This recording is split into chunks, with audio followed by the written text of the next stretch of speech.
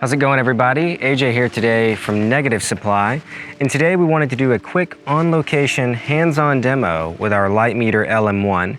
We're going to be doing this demo making a few portraits of one of the Negative Supply team members, Joe Castle. Today we are going to be using two different films, Kodak T-Max 400 and Kodak Portra 400, both in 120, and both are going to be shot on my Pentax 6x7 MLU. So we're at one of my favorite locations here in Ventura County. This is the North Fork Matalija Creek, I think I'm saying that right, just outside of Ojai, here in the mountains off Highway 33. I've come here pretty much every other weekend just to hike and camp and make photos. But today we're making some portraits of Joe. And one of the big things I wanted to demonstrate is how to use an incident light meter when you're making portraits. It's one of the most popular genres of photography, certainly for film photographers, is photographing friends and relatives, loved ones, whatever it is. Portrait photography is a lot of fun.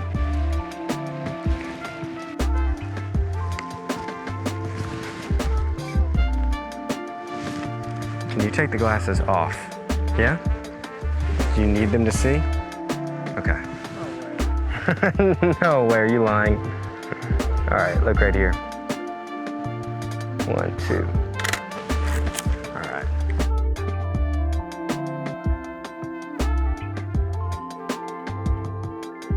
So that scene at f2.5, because the meter doesn't go to 2.4, the third stop would be 2.5. So metering at ISO 320 f2.5 was told to go around a 500th of a second.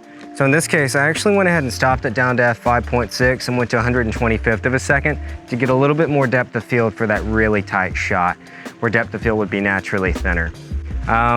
Great, let's go to the next spot. So for this next scene, we wanted to try something in really high contrast, open sunlight. And in this creek, there's several different kinds of light. We have open shade, deep shade, kind of dappled sunlight, full sunlight, several good ways to test really the reliability and accuracy of your ambient light meter. And then one other kind of technical change here, I switched to my second favorite lens on this camera. That's the Pentax 45mm f4 for the 6x7 system. So I've changed my meter to f4.0, that's wide open for this lens, but I can already reasonably predict that in this light, 1/5000th of a second, the top shutter speed on this camera is 1/1000. So we're gonna change the aperture real quick. I'm gonna go all the way up to probably f11, lock that in, and now let's see what we're gonna be looking at.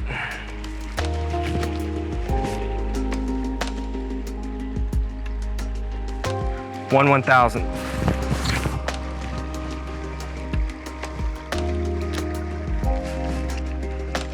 So since Joe's eyes are a little bit shaded because of the angle of the sun right now, and it's really bright and really harsh, I don't want him looking that way where the sun is gonna fill his face because he's gonna squint even more.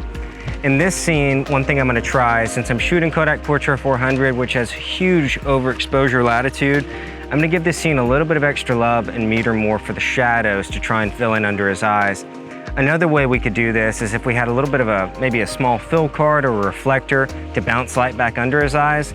Don't have that with me right now, and even still, this is a good way to see how do you get yourself out of a tough spot just by metering a different way.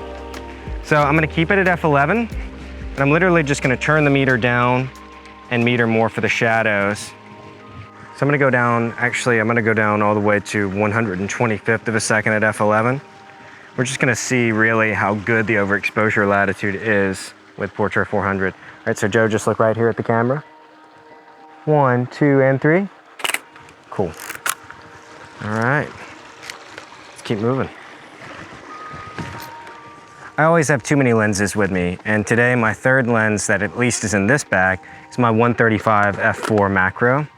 I also have the #1 extension tube on here, and we're just gonna play around with getting in really, really close, something that I like to do personally.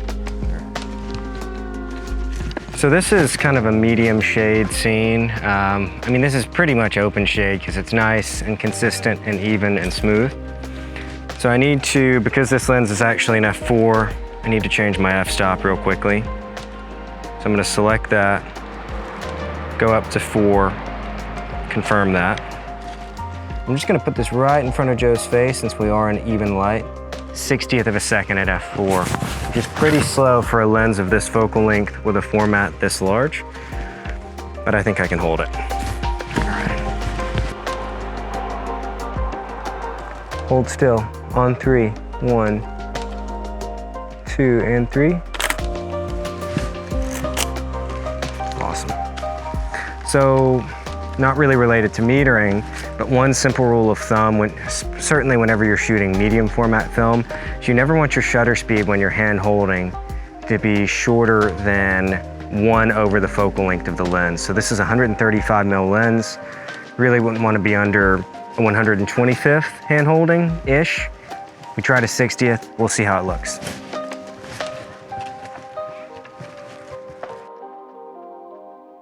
So, one of the common conflicts for me when shooting 6x7 film is I'll get 5 or 6 frames into a roll and then decide I totally hate the film stock I'm shooting right then.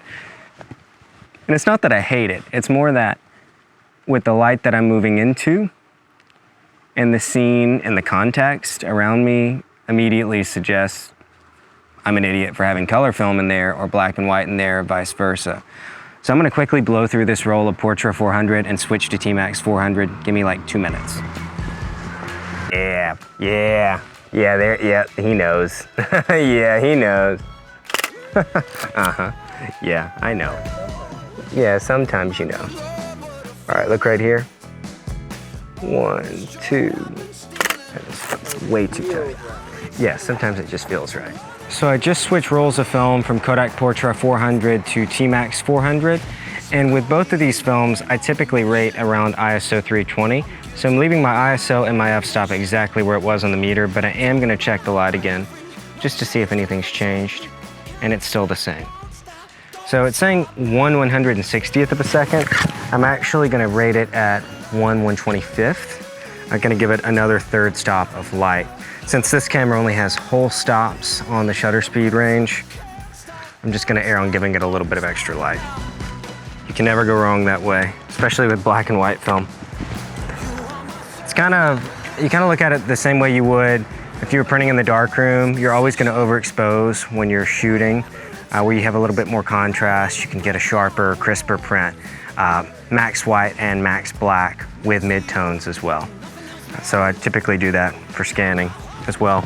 So Joe, like we were doing a second ago, I want you to actually look up this way, kind of look right past me, but don't take your eyes all the way over, like right over my shoulder is fine.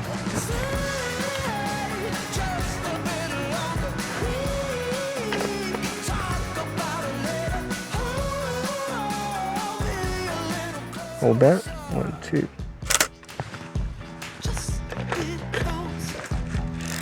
Sweet. I kind of want,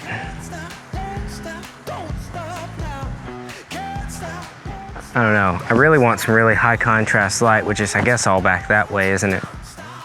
I'm thinking like a somewhat more abstract portrait with Joe, like, I don't know, like just leaning onto this, looking back that way, and we'll both be balancing on the log to take the picture. So for this shot, we found this pretty awesome tree that's actually incredibly solid.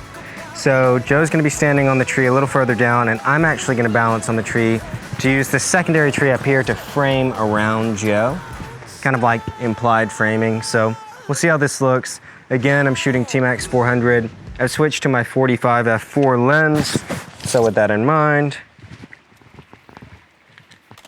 let's change our aperture back up to f4.0, lock that in place, and yeah, let's take a few portraits.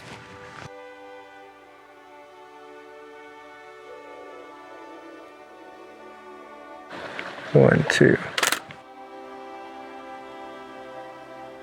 One more.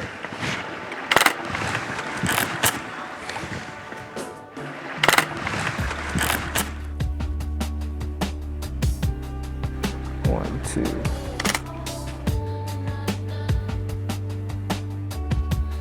The sequence of images we just did here were with two different lenses. my 45 f4 and my 135 f4 macro. All of them were shot wide open at f4.0.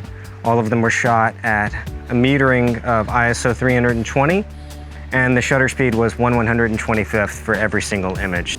Thanks for tuning into this hands-on demo on our Light Meter LM1. This is going to be the first of what I'm sure will be quite a few videos all about using this meter with different photographers, different subjects, and in different applications. In today's video, I demonstrated doing ambient light meter readings in a portrait setting with Joe from the Negative Supply team. Hope you enjoyed reviewing some of the scans earlier in the video, and I hope you come back to our YouTube channel soon to see more engaging content about the Light Meter LM1 and other Negative Supply products.